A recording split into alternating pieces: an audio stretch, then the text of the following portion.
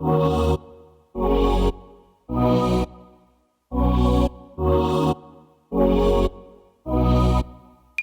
retrouvons maintenant avec Nicolas Fontaine de Workshop 4.0 et son animal de compagnie qui s'appelle Choupi, c'est ça?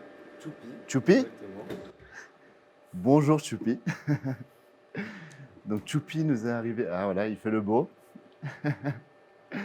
Nicolas travaille à Sierre, il a lancé sa start-up Workshop 4.0 justement ici. Et on a eu la chance d'avoir une rencontre il y a 3 mois avec Choupi, Nicolas et puis Birdly ici à Crans-Montana. Donc c'était vraiment les Animal Farm des robots.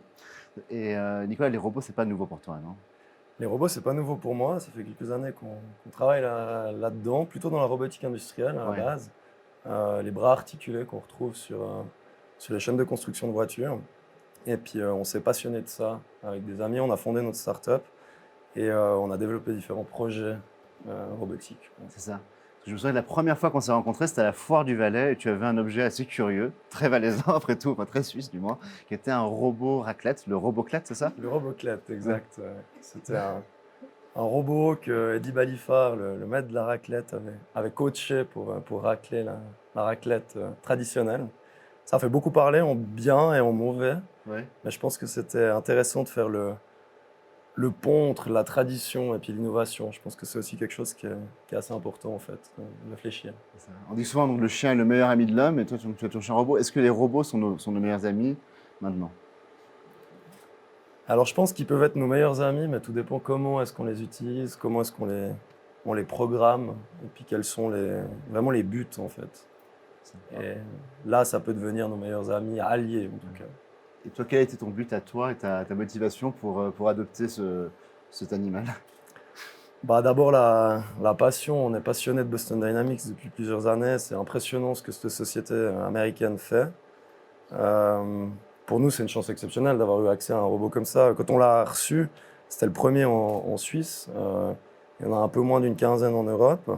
Puis on a la chance d'avoir une société, Roomberg Serza, qui en fait travaille avec nous, eux ont acquéri ce robot et qui nous le mettent à disposition pour qu'on développe des projets pour eux en fait avec ça. Et je trouvais que la première fois que je l'ai vu, même si je connais le sujet depuis plusieurs années, j'ai été impressionné. Ouais. C'est de loin pas un animal de compagnie ni un jouet, c'est une machine. Et c'est là aussi tout l'intérêt derrière. Qu'est-ce que c'est vraiment, qu'est-ce qu'on perçoit aussi à travers ça.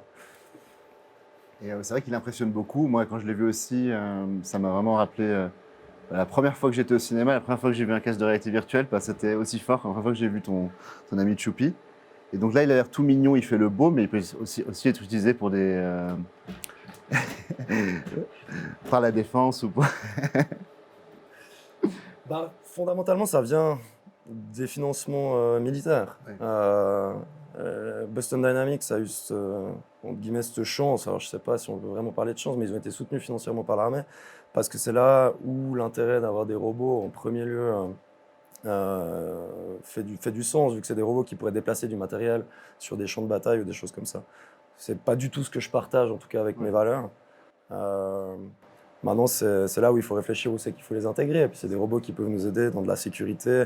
Je dis souvent pourquoi avoir des hommes le 25 décembre quand il neige, puis qu'il fait moins 10 degrés, qui font une patrouille autour d'un bâtiment, plutôt que d'être en famille à Noël. Un robot comme ça pourrait très bien le faire. Après, en plein été, s'il fait beau, pourquoi pas garder des hommes? Mais je pense que c'est une complémentarité. Bon, l'armée est souvent un vecteur d'innovation. La réalité virtuelle, c'est le Pentagone qui est utilisé en premier. Mais c'est sûr, c'est l'usage qui... Le baromètre, il est sur l'usage, en fait, Ouais. pas sur la technologie. C'est ça. Et toi, comment tu fais justement pour mettre en avant une utilisation positive, on va dire, de la technologie? Ben, en participant par exemple à ce genre d'événement, en discutant, je pense que ce qui est important, c'est de mettre le débat au centre et puis de réguler un petit peu tout ça, de montrer aussi qu'on le fait avec des buts positifs. Si on nous demande de développer des applications robotiques avec un impact qui serait négatif, je le ferai simplement pas. Et puis je pense qu'on a la chance de bénéficier de pas mal de communication ces derniers temps et à nous de montrer une bonne voie, je dirais.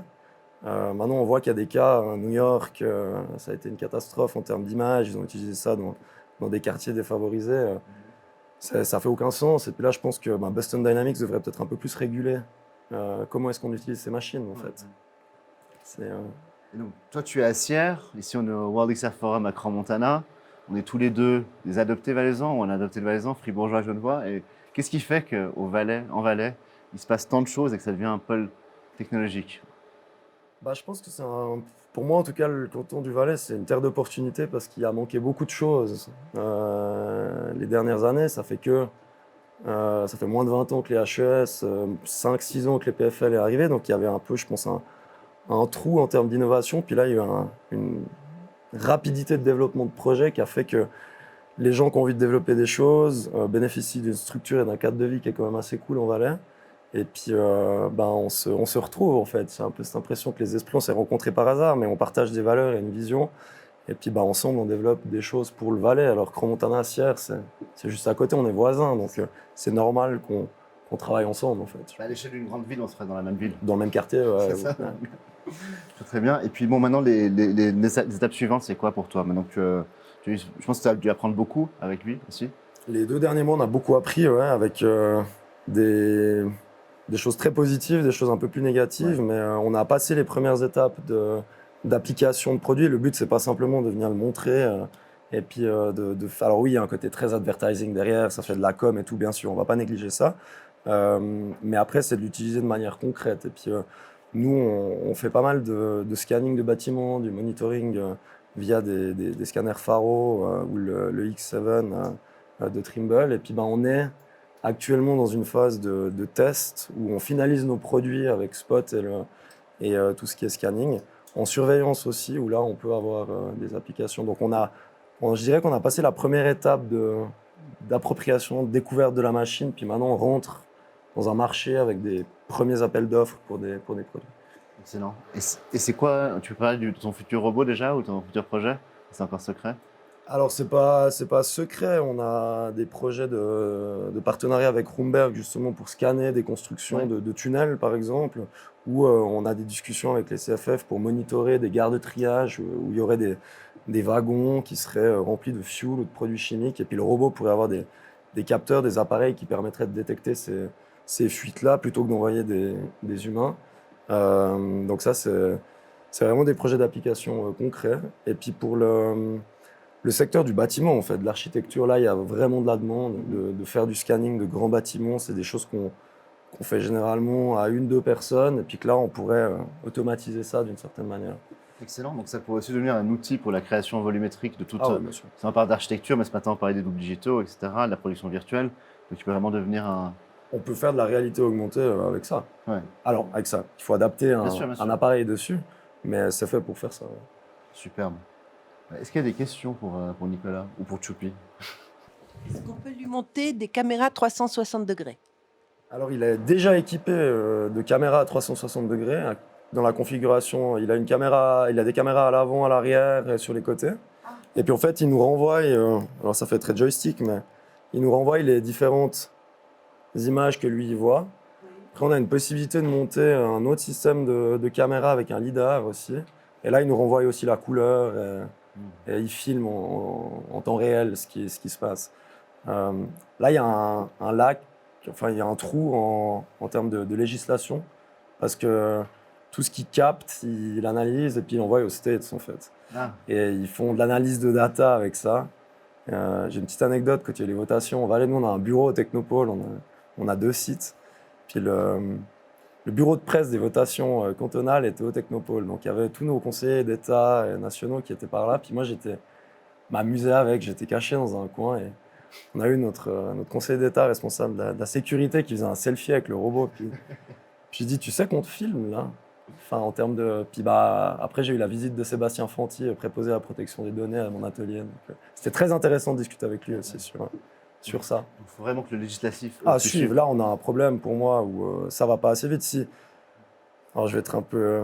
Je vais utiliser un terme, on est des geeks, notre équipe de workshop. Si des geeks comme nous, on peut mettre la main sur une machine comme ça, imaginez quelqu'un qui a du pouvoir et de l'argent, puis qui achète un robot comme ça pour son gamin qui veut s'amuser, puis que, je sais pas, le voisin bronze à poil dans son jardin. Alors on peut déjà le faire avec un drone, mais on peut rentrer dans la maison de quelqu'un avec ça et le piloter à distance, si la porte reste ouverte. Ouais.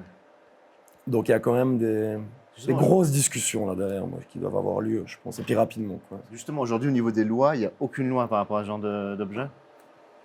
On a eu aucune complication de l'acquérir, de l'utiliser. Personne n'est venu nous dire quoi que ce soit. On a été dernièrement avec des médias à Lausanne.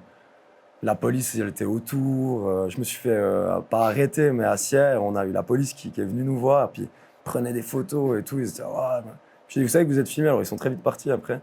Mais ouais, personne ne sait qu'est-ce qu'il faut dire, en fait. Ouais. Et je me suis même demandé, je nous souhaite de ne pas avoir d'accident quand on fait ce genre de démonstration, puis qu'on vient là, mais admettons que je ne voyais pas qu'il y a un enfant qui arrive en bas d'un escalier, puis que moi je suis en train de faire la démonstration du robot, en train de descendre l'escalier, puis que tu as 35 kilos qui se casse la gueule, puis qui tombe sur le gamin de 2 ans qui est en dessous.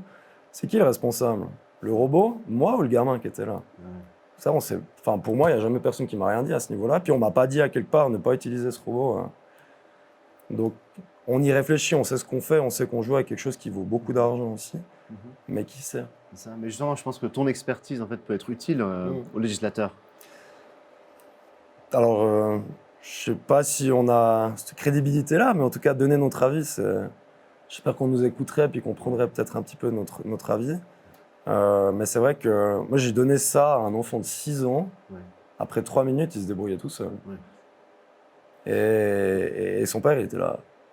Et moi aussi, hein, je dois avouer que c'était assez fou. Il le baladait dans notre atelier, il avait compris aussi qu'il devait lire les QR codes, il faisait faire des actions au robot. C'était assez impressionnant. Super, merci Nicolas. Est-ce qu'il pourrait nous faire quelque chose de spécial pour les auditeurs qui nous... Ouais, il peut faire quelque chose de spécial. De se remettre tout seul. Alors, ça se peut qu'il vienne dans notre sens, donc on se déplacera un petit peu, mais... Ah bah, il va aller de l'autre côté.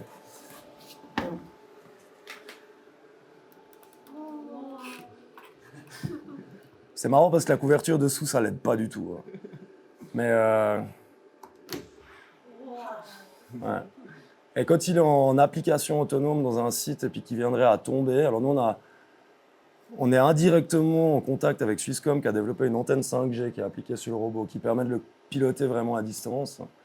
Et s'il viendrait à tomber, il va nous avertir qu'il est tombé, puis nous à distance, c'est juste remets-toi droit, on peut checker n'importe quelle chute, on aura quand même de la visibilité parce que les caméras seront à l'envers, mais on aura une vision à 360 degrés, on aura la possibilité de voir ce qui se passe.